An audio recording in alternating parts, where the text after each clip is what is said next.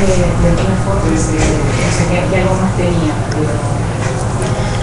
everybody, good afternoon and welcome to the presentation of College Week Live on financing your graduate studies in the United States. My name is Amy Molden. I'm an Education USA advisor in Buenos Aires, Argentina, and my idea for today was to share with you guys a few ideas about options for financing your graduate studies in the U.S., how to apply for financial aid, and then ways to increase your chances of being awarded financial aid, and with a few resources to look for different scholarship and financial aid options. Try to do a brief overview of these topics and then leave it open for you guys to ask questions, and I'll try to answer your questions, because what I most like to do is let you guys get the information you're trying to find. Okay, so just to start, let's see. Okay, so the topics we're going to try to cover today is the context of international students studying the U.S., myths surrounding financial aid, types of graduate funding, tips to improve your chances of financial aid, and then leave you guys with some links as helpful resources to investigate different options of aid. Just a little background of Education USA and what Education USA can do to help students like yourselves in your countries. It's a network of over 400 advising centers in 170 countries around the world. What Education USA does is it provides accurate, complete, and updated information about how to access higher education opportunities in the United States. Education USA offers information on undergraduate programs, graduate programs, intensive English programs, exchange programs, basically anything that has to do with studying in universities in the U.S. Education USA is here to help you and help you find the answers you're looking for. Recently, a big mission of Education USA is to contribute to and support the initiative of 100,000 Strong, initiated by President Obama. Just to give a little structure so you understand what we're talking about when we talk about graduate studies in the United States, we're talking about the period that would be available to you students after you've finished your undergraduate degree. So in the United States, an undergraduate degree is typically completed in 4 years. The degree is called a bachelor's degree. It's the most common, and usually they're bachelors of arts or bachelors of science. So once you've finished that level of study or the equivalent in your country, you're eligible to apply for graduate school in the United States. Graduate school in the U.S. is typically 1 year to 6 years. I know that range is big. Master's programs are typically 1 to 2 years. Common master's degree programs you'll see listed there on the slide are MA is Masters of Arts, MA is Master of Science, MBA is a Master in Business Administration, LLM is a Master in International Law, and MSW is a Master's in Social Work. Those, of course, aren't all the options of master program, but they're the most common. So then after a master's degree, another option for graduate studies is a doctorate degree or PhD program. These programs are often 3+ years because they have usually a heavy research component, writing component. Master's degrees aren't prerequisites for doctorate degrees, but a lot of times students do a master's, which then translates into a doctorate. So we're going to be focusing on financing for the right side of the slide, the master's and PhD programs. Just a little bit about context of international students studying in the U.S. You've probably seen numbers like this before, but I think it goes along with the financial aid part as well, because a lot of these numbers and seeing where the students come from, a good percentage of these are receiving some sort of aid, financial aid or scholarship. So there's 819,644 international students studying in the U.S. in 2012 and 2013. And they do, there are scholarships being available for them, although students aren't paying 100% of the costs. The top 5 countries that students come from are China, India, South Korea, Saudi Arabia, and Canada. So it's well dispersed geographically. The top fields of study are business, engineering, math and computer science, and social sciences. Okay, so now to get into the actual financial aid part after that little bit of context.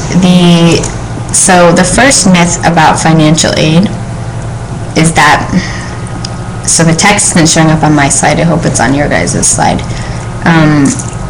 is that it's prohibitively expensive to study in the United States. So what we want to communicate to you about this is that, yes, it is a cost, it is an investment.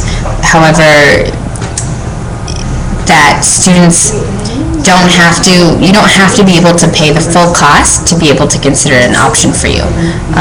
What you do need to consider is the total cost, because there are different components. I think there's a lot of confusion over what the different words mean and how much you'll be paying in total. So mostly the costs include tuition, room and board, health insurance, fees, books, and travel, among other things. So those are the different elements you should look at when you're trying to figure out the total cost it would be to you to study in a graduate program in the U.S. Now, when you're calculating all of these, it's good to keep these costs. It's good to keep in mind that there are resources from the universities themselves that you're applying to, from governments, and from international organizations, and we'll go into those a little more further, that will help students with the costs.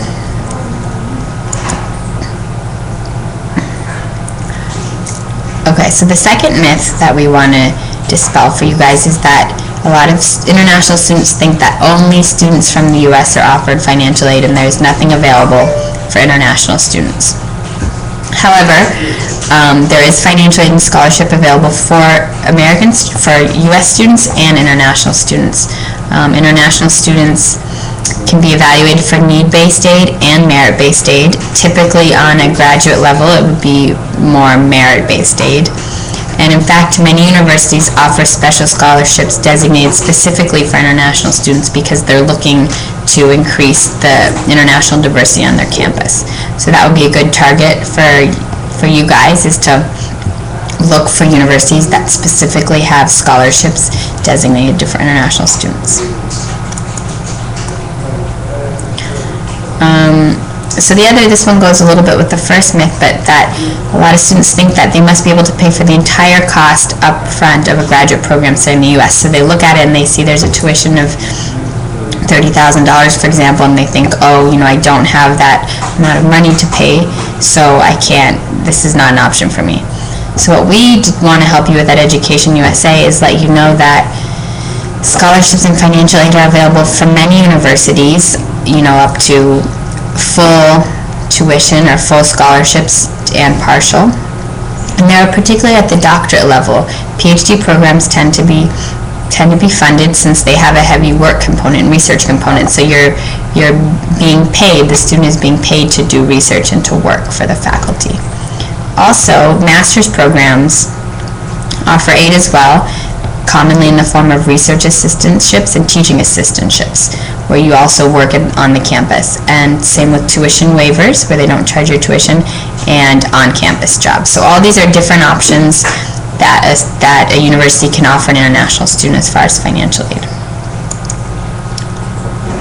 Okay, so to look a little more deeply into the types of funding available, to kind of give you guys an overview of where to look and what to look for when you're investigating universities and financial aid.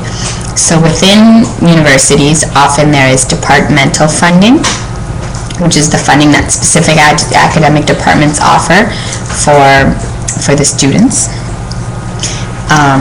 There are assistantships, which are often called teaching assistantships, research assistantships, or graduate assistantships, where you work also usually in a department with a specific professor on a research project or teaching a class. There are also fellowships and tuition scholarships that the university offers. These are often where they don't charge you a tuition, or part of the cost of attending the university, and there's nothing in the student does not have to work or do anything in return. They just have to maintain a good academic standing and fulfill the requirements of the scholarship. And lastly, as far as types of funding, within the university, students can apply for on-campus jobs, which are paid jobs within the campus, which you can work on a typical student visa up to 20 hours per week. Okay, so those are the funding in the universities themselves that you should look into when you're investigating universities and asking what kind of aid is available. Then outside the universities, a good place to start is the Fulbright Commission in your country.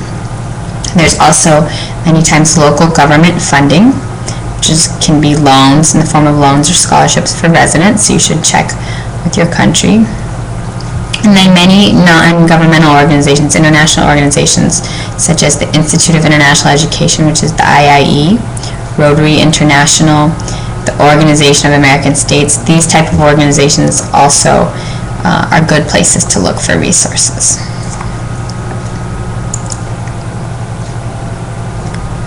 Okay, so just a little bit more into what these different words mean as far as aid, because I think a lot of times students see all these terms and don't really know what they mean or how they can pertain to them.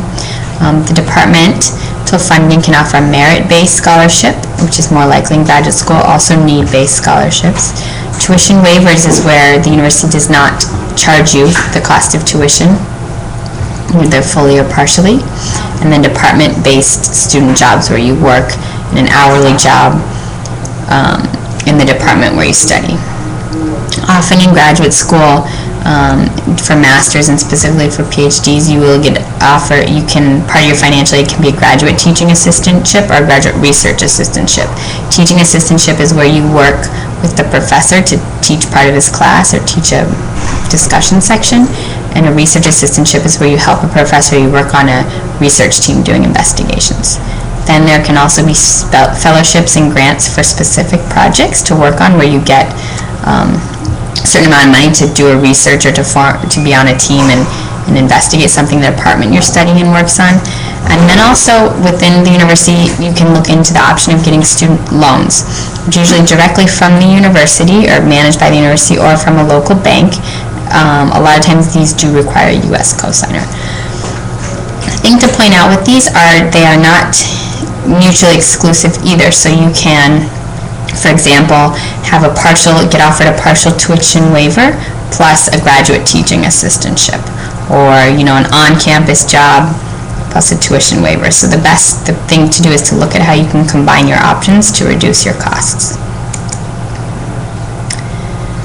Okay, so just a little bit more into the non-university funding.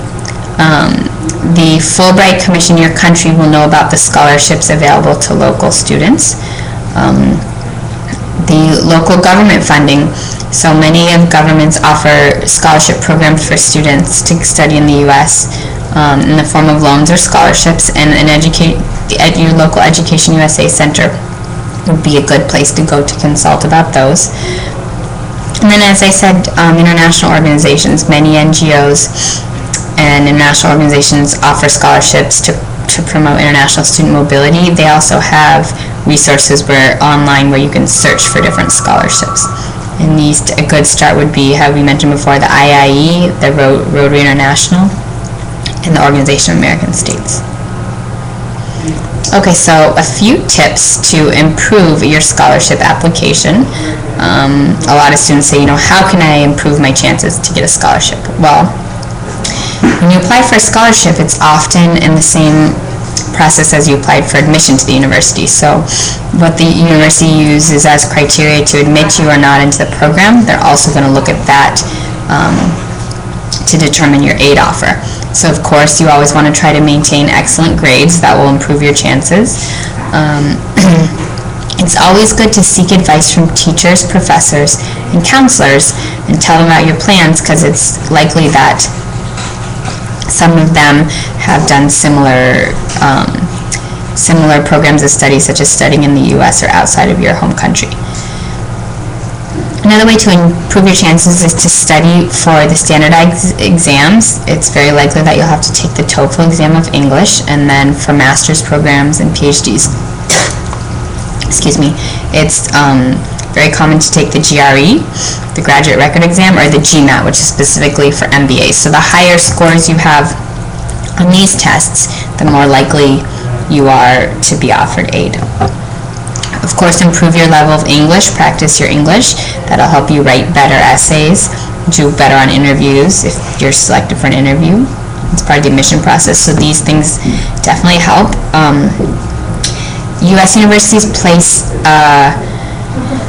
oftentimes place an emphasis on extracurricular activities such as clubs, sports, music, art, research, intellectual groups, anything that is related to your interests, specifically your academic interests, that show you're well-rounded and that you're also serious about the program of study you want to pursue. This can only help your chances and make you stand out.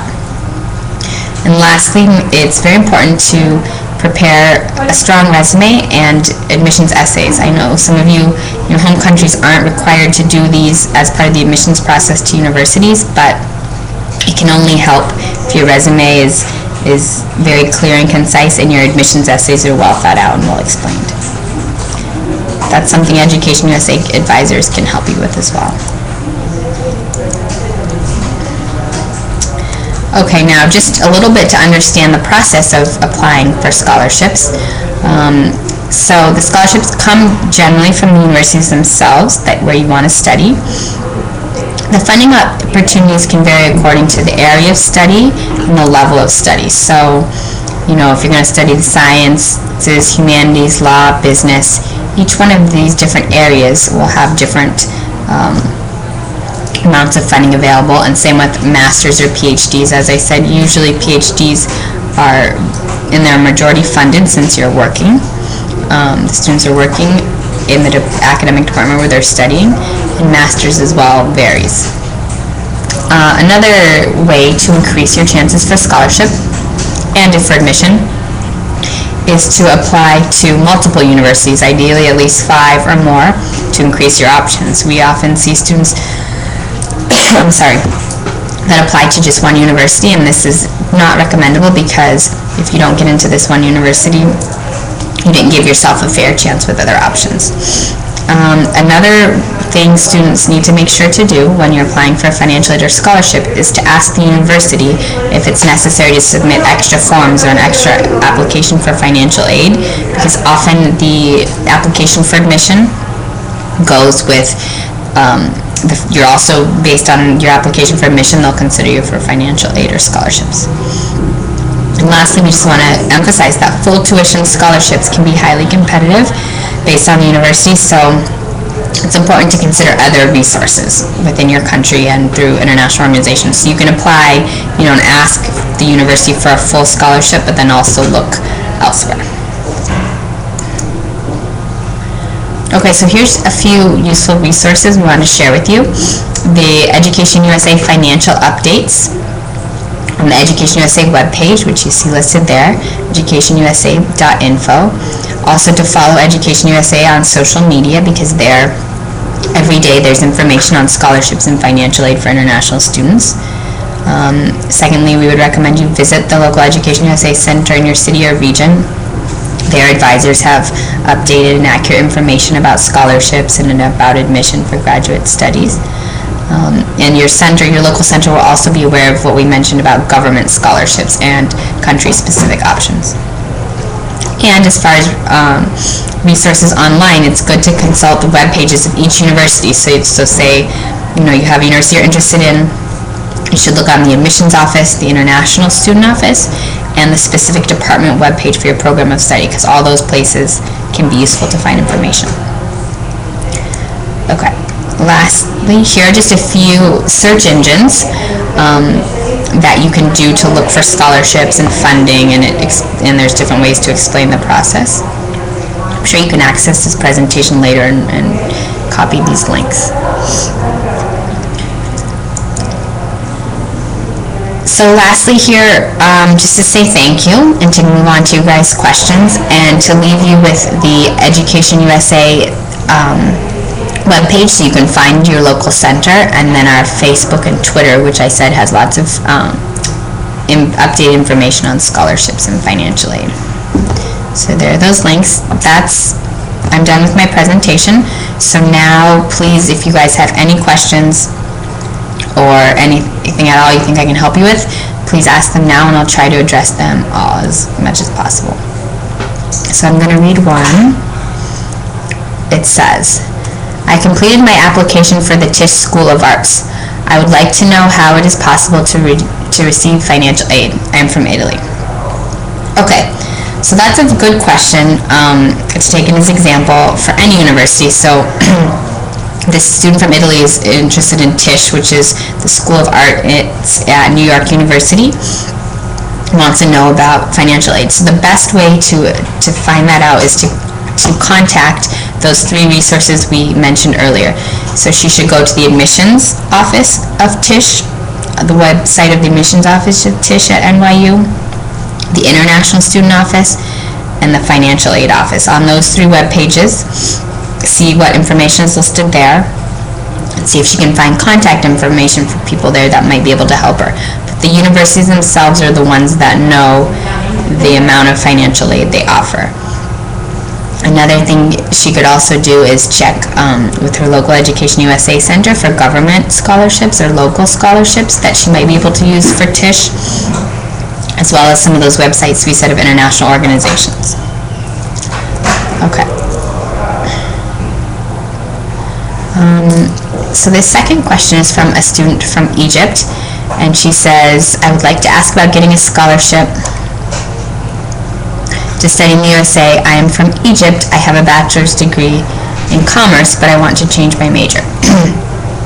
Okay, so this raises 2 important issues we can discuss briefly. So she has a bachelor's degree in commerce, but she wants to change my major. Okay, that's fine. So if you want to apply for graduate study in the U.S., you do need to finish your bachelor's degree. So her best route forward would be to finish her bachelor's degree in commerce, and then if she wants to change her major, I think maybe she means in the sense her course of study, you can study a different subject as your graduate degree. So if she did a bachelor's degree in commerce but decides she likes marketing or finance or I don't even know, music, you don't have to do a graduate program in the same field that you did your undergraduate program. Say you want to change radically from commerce to philosophy graduate program, there might be some prerequisite or some required classes you'd have to take in philosophy to get you up to the level, but you are allowed to change. But you can't start a graduate program in the U.S. if you have not finished your undergraduate degree. Okay. I'm going to go down. Another question. So this student says, I would like to study physics, so what are my options? Okay. Questions like this, so there are over 4,000 universities in the U.S.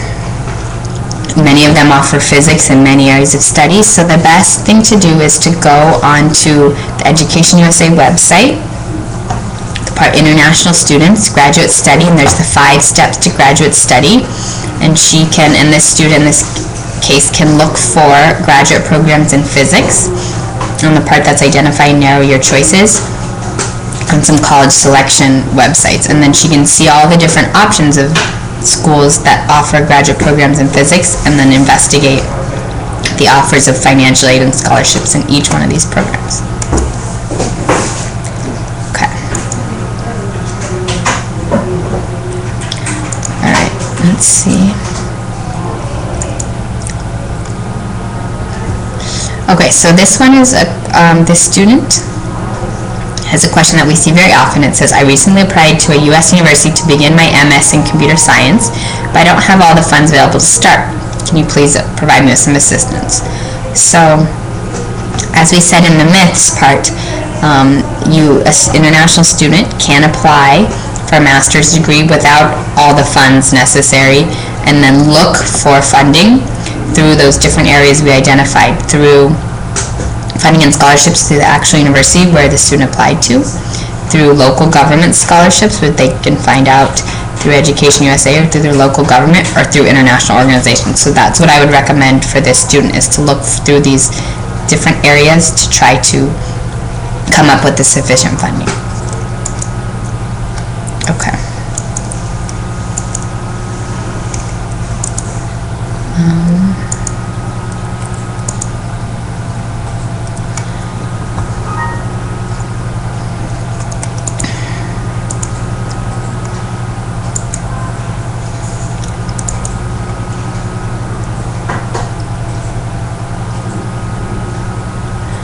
So I'm looking, please, if you have questions, I'm reviewing them now, just go ahead and type them in and I'll try to answer them.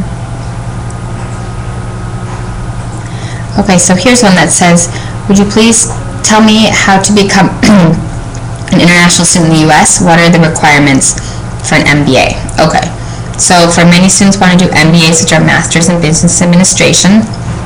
They're typically 1 to 2 year programs, professional programs. So the process for an MBA would be like just any other master's program. You'd have to figure out a list of schools you're interested in applying to, go to their websites and to the admissions page and figure out the requirements for admissions, and then complete the requirements by the deadline that's due, and then in the same process as apply to financial aid. The best resource for the information about how to apply to a specific university is going to be the university webpage itself on their admissions part.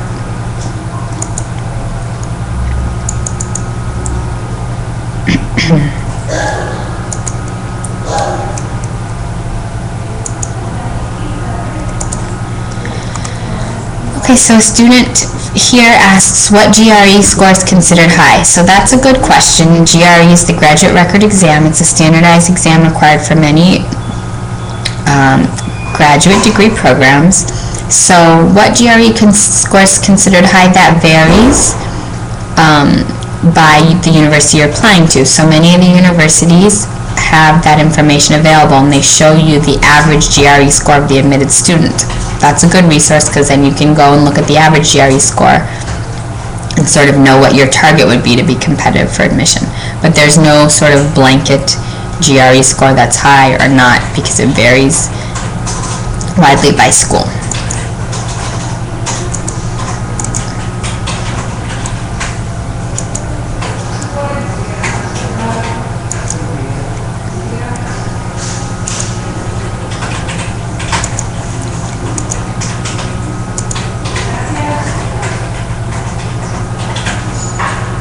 So one question says, did the funding come after admission, or can we guarantee it before with a faculty member?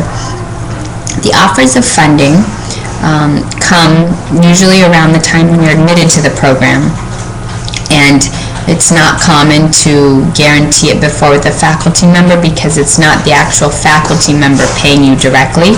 It's through the academic department where you're going to study.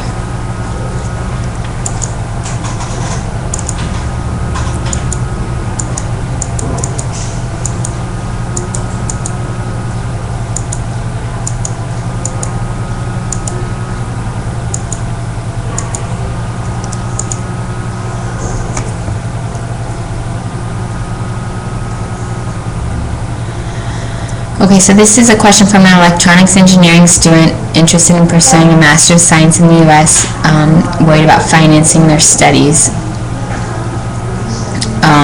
So kind of all these questions point back to the same issue, financing your graduate studies, and you don't have enough funds available at the time. So the best places, like I said, are to go back to the universities, see what financial aid offers they have, find out about the government scholarship programs in the country you're in, and also through the international organizations. I think that wraps it up for questions. I hope this presentation was helpful. I really thank you for your time. And I would just, if you can go visit the Education USA webpage or these other links for financial aid, it would be really helpful to start. So thank you so much, and I hope all of you are able to, if you have the goal of studying in the U.S., I hope you are able to do it. Thank you.